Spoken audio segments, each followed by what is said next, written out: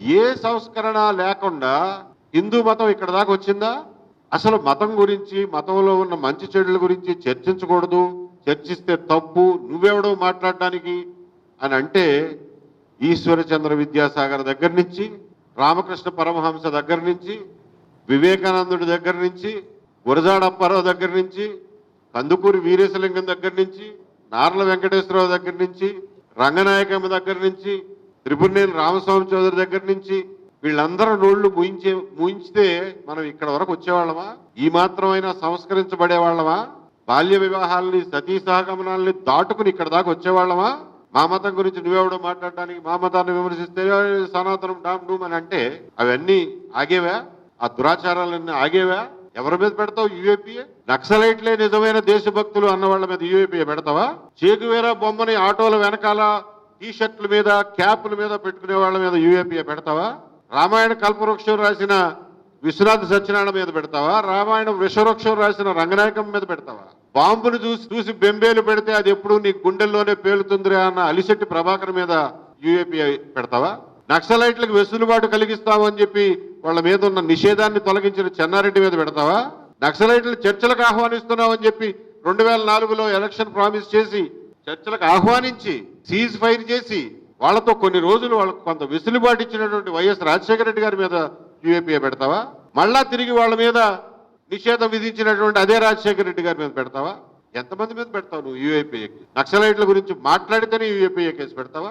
కాబట్టి శంభుక వధ రాసినటువంటి త్రిపురనేని రామస్వామి మీద పెడతావా? సీత జోస్యం, నరకవలో హరిశ్చంద్రుడు రాసిన నార్ల వెంకటేశ్వరరావు మీద పెడతావా? దేవాలయాల మీద బూతు బొమ్మలు ఎందుకు అని రాసిన తాపీ ధర్మారావు మీద పెడతావా ఇవాళ యూఏపీఏ కేసు? ఏ సంస్కర్తల మీద పెడతావు? ఎవడో మాట్లాడకపోతే ఎలా సంస్కరించబడతాం? ఏ మతమైనా, ఏ ధర్మమైనా, ఏ ఆచారమైనా, ఏ సంప్రదాయమైనా, ఏ దుర్మార్గమైనా ఎలా సంస్కరించబడుతుంది? చర్చ లేకుండా ఎలా సంస్కరించబడుతుంది? కాబట్టి చర్చ జరగాలి, ఆరోగ్యవంతమైనటువంటి వాతావరణంలో జరగాలి. నేను చెప్పినటువంటి ఈ సంస్కరణవాదులు ఎవ్వరూ ఇటువంటి బండబూతులు తిట్టుకోలేదే, ఇటువంటి తప్పుడు మాటలు మాట్లాడలేదే, ఇలా కులాల పరంగా, మతాల పరంగా మాట్లాడలేదే. వాళ్ళకున్న సంస్కారం ఏమైపోయింది? ఈ రోజున ప్రపంచంలోనూ ఎన్నో విశిష్టతలు ఉన్నటువంటి తెలుగు భాష ఈ రోజున బూతులకు ఎందుకు పరిమితం అవుతోంది? ఎక్కడ ఏ భాషలోనూ, ఏ భారతీయ భాషలోనూ లేని ఛందోబద్ధమైనటువంటి పద్యం కేవలం తెలుగు భాషలో ఉంది. అష్టావధానం, శతావధానం కేవలం తెలుగు భాషలో ఉంది. ఇన్ని విశిష్టతలు ఉన్న తెలుగు భాషలో ఉన్న తీయదనాన్ని మర్చిపోయి, సంస్కారవంతమైనటువంటి భాష మర్చిపోయి, ఒక్కొక్కళ్ళు లకారాలకి నువ్వంతంటే నువ్వింత అని చెప్పి, నువ్వు లంగంటే నువ్వు దొంగ అని చెప్పి ఇటువంటి భాష మాట్లాడి ఏమైపోయింది? ఎక్కడికి పోతున్నాం? దీన్ని సంస్కరించుకోవాల్సినటువంటి అవసరం ఉంది. ఇది సంస్కరించబడాలంటే చర్చ జరగాలి.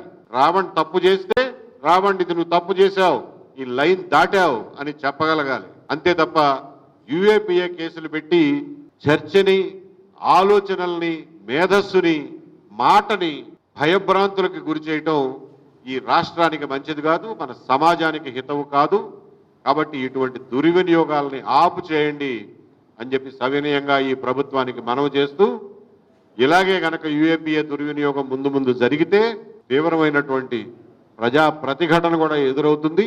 రంగనాయకమ్మ గారిని అకారణంగా అర్ధరాత్రి పోలీస్ స్టేషన్కి పిలిస్తే ఎలా అయితే నిరసించామో, నినదించామో, ప్రతిఘటించామో, పోరాడామో, అటువంటి పోరాటాలే మళ్ళీ మీరు కూడా చూడాల్సి ఉంటుంది. కాబట్టి అక్కడ దాకా తెచ్చుకోవద్దు అని చెప్పి విజ్ఞప్తి చేస్తున్నాం. మీడియా మిత్రులు అందరూ కూడా ఈ విషయంలో మీ వృత్తి ధర్మాన్ని, మీ బాధ్యతల్ని ఎరిగి మరి సరైనటువంటి మార్గదర్శనం చేయండి. మీడియాకు కూడా సరైనటువంటి దారిలో మీడియాను నడిపించండి అని చెప్పి తెలియజేస్తున్నాం.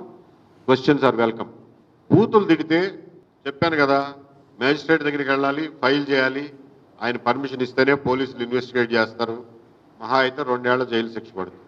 కానీ కేసే కదా, వాడు బతికున్న నాళ్ళు ఉంటుంది కదా కేసు వాడి మీద. ఓపిక పట్టండి. మనం ఒక ఆధునిక ఆంధ్రప్రదేశ్ని నిర్మించుకోవడానికి కూర్చున్నామా, ఒక ఆఫ్ఘనిస్తాన్ని నిర్మించుకోవడానికి కూర్చున్నామా? లెటస్ ముందు దాన్ని డిసైడ్ చేసుకుందాం రండి. ఒక ఆధునిక ఆంధ్రప్రదేశ్ అనేది చట్టాల మీద ఆధారపడి, చట్టబద్ధ పాలన మీద ఆధారపడి నిర్మితం అవుతుందా, లేకపోతే ఎమోషన్స్ మీద, మన ట్రైబల్ ఇన్స్టింక్ట్స్ మీద, ప్రైమోర్డియల్ ఇన్స్టింక్ట్స్ మీద వాడు ఆయన అన్నాడా పదండి పడదాం, చంపేద్దాం అనేటటువంటి భావావేశాల మీద మీకు ఒక మంచి సమాజం నిర్మితం అవుతుంది. ఆధునిక సమాజంలో బతకాలంటే కొన్ని ఇబ్బందులను కూడా ఎదురు చూడాలి. ఆధునిక సమాజంలో బతకాలంటే ట్రాఫిక్ సమస్యల్ని ఎదుర్కోవాలి. ట్రాఫిక్ లేకుండా ఉండే ప్రపంచం ఎలా అయితే ఉండదో, ఎవరు ఏ తప్పు చేయకుండా మన ఎవడు ఏ మాట అనకుండా ఉండే సమాజం ఉండదు. అందులో ఉన్న వెసులుబాట్లను ఉపయోగించుకుంటూ, చట్టాన్ని ఉపయోగించుకుంటూ బతకడం నేర్చుకోవాలి మనం. డిఫమేషన్ కేసు చాలా రోజులు పడుతుంది కాబట్టి నేను అసలు కేసే వేయనంటే ఎట్లా? వేయండి కేసు, ఇప్పుడు తిరుగుతాడు. నేను 2000 సంవత్సరంలో ఒక డిఫమేషన్ కేసు వేస్తే వాళ్ళు గింగరాలు తిరిగారు 2008వ సంవత్సరం వచ్చేసరికి. ఎవరి ద్వారానో కేసు నడుస్తూనే ఉంది, నేనేం కోర్టుకు పోవటంలా. కానీ అది వాళ్ళ మెడ మీద కత్తిలాగా వేలాడుతూనే ఉంది. అప్పటికి ఆయన రాజశేఖర రెడ్డి గారి గవర్నమెంట్ లో కేబినెట్ మినిస్టర్, ఆయన ఎవరి ద్వారానో రాయబారం పంపించి బాబు తప్పు అయిపోయింది, నేను చేసింది క్షమాపణ కోరుకుంటాను, ఆయన్ని కేసు విత్డ్రా చేసుకోమని అని చెప్పి నా దగ్గరికి రాయబారం పంపించి, పేర్లు చెప్పను కానీ పంపిస్తే అన్కండిషనల్ గా బేషరతుగా క్షమాపణ రాసి ఎఫిడవిట్ వేయమనండి కోర్టులో, అప్పుడు కేసు విత్డ్రా చేసుకుంటానన్నా. నేను చెప్పినట్టుగానే ఎఫిడవిట్ వేశాడు, నేను కేసు విత్డ్రా చేసుకున్నాను, అయిపోయింది. అది చాలదా? కాబట్టి చట్టపరంగా పోదాం. 2 ఏళ్లు కాకపోతే 20 ఏళ్లు పట్టనివ్వండి. That's a civilised way of behaving. పోలీసులు ఏముందండి బక్క ప్రాణులు బాబు. నేను ఎందుకు మాట్లాడతాను ప్రతి వాళ్ళ గురించి? మీరు అడిగారు కాబట్టి ఇప్పుడు చెప్తాను. ప్రకాష్ రాజ్ ఏమన్నాడు, ఆయన ఏమన్నాడు, ఈయన ఏమన్నాడు, నేను లిస్ట్ రాసి పెట్టుకుంటాను సార్. నేను దాని మీద Prakash Raj he gave his own bite. ఆయన అన్నది కూడా ఇదే, యుఏపిఏ ప్రయోగించడం అనేది కరెక్ట్ కాదు అని చెప్పి నేను అన్నాడు. మోర్ ఆర్ లెస్ ఆయన చెప్పిన అభిప్రాయమే నేను కూడా ఇప్పుడు మీకు చెప్పాను కదా. కాబట్టి ఆయన్ని ఎండోర్స్ చేయడమో, ఆయన్ని కాంట్రడిక్ట్ చేయడమో నాకేం పని? మీరు పీటీఐ అంటే దేశవ్యాప్త సంస్థ, మీకు ఆయన ఎక్కడ పెడితే అక్కడ దొరుకుతాడు. ఇక్కడో బెంగళూరులోనో ఢిల్లీలోనో ఎక్కడొచ్చాడో దొరుకుతాడు. దొరికినప్పుడు అడగండి ఆయన్నే. నేను ఎందుకు చెప్తాను ప్రకాష్ రాజ్ తరఫున సమాధానం? ఎజెండాతో పనిచేస్తున్నది వాస్తవం, నేనే చెప్తున్నాగా. పొలిటికల్ పార్టీలే ఫండింగ్ చేస్తున్నాయి, పొలిటికల్ పార్టీలే కొన్ని ఛానల్స్ ఫండింగ్ చేస్తున్నాయి, కొన్ని చర్చలను ఫండింగ్ చేస్తున్నాయి.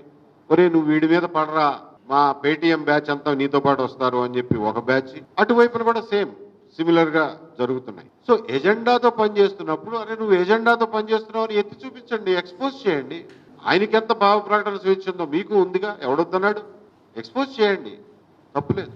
చెయ్యాలి కూడా, చెయ్యడం మన బాధ్యత. చేయకపోతే జనం అందులో పడి కొట్టుకుపోతూ ఉంటారు. చెప్పాను కదా సార్, నేను రావణ్ ఏలూరు మీటింగ్ లో మాట్లాడిన వాటిల్లో పచ్చిబూతులు ఉన్నాయి, కొన్ని సెటైర్లు ఉన్నాయి. రాధా మనోహర్ దాస్ మీద క్లియర్ గా డెఫమేషన్ ఉంది. మూడు సెపరేట్ సెక్షన్స్ కింద తీసుకోవాలి మీరు. ఆ పచ్చిబూతులు మాట్లాడిన దానికి సెక్షన్లు ఉన్నాయి, దాని మీద కేసు వేయాల్సింది, దాని మీద కేసు వేయాల్సింది. వేసినట్టున్నారు, వేసి ఉంటారు ప్రాబ్లీ. రాధా మనోహర్ దాస్ ఖచ్చితంగా డెఫమేషన్ వేయాలి, ఆయన పేరు పెట్టి తిట్టినందుకు. మిగిలిన అంటారా కొన్ని ఫ్యాక్ట్స్ కూడా ఉన్నాయి.